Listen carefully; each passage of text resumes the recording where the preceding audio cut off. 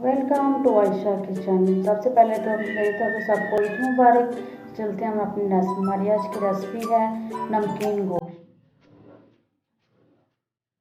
मैंने 3 पाव बीफ लिया है। एक मैंने टमाटर लेकर उसको लंबा काट लिया स्लाइस में। 1 चम्मच लहसुन अदरक का पेस्ट, आधा कप मैंने ऑयल लिया है।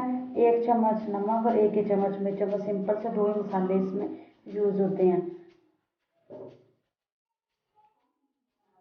हम कुकर लेंगे। कुकर में ऑयल गरम करके हम अपने बीफ की भुनाई कर लेंगे। इसको अच्छी तरह से भून लेंगे।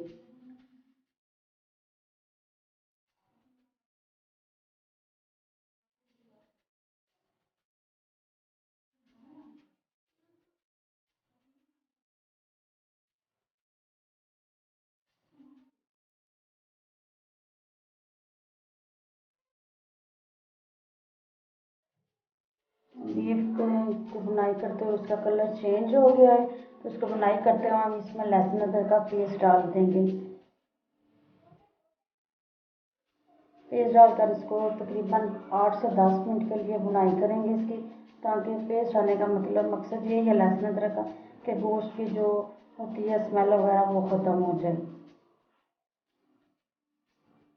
ये गोश्त की भुनाई करते हुए 8 से 10 मिनट हो गए हैं। अब हम इसमें टमाटर टमाटर नमक और 1 गिलास पानी डालकर इसको 20 मिनट का प्रेशर दे के अपने गोश्त को अच्छी तरह से गला लेंगे।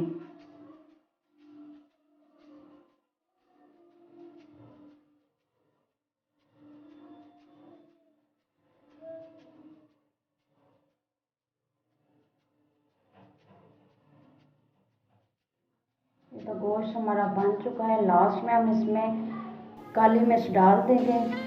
बस हमारा नमकीन गोश्त तैयार हो गया। बहुत सिंपल और इजी रेसिपी है। वीडियो अच्छी लगी तो लाइक कीजिए, शेयर कीजिए और मेरे चैनल को भी सब्सक्राइब करें।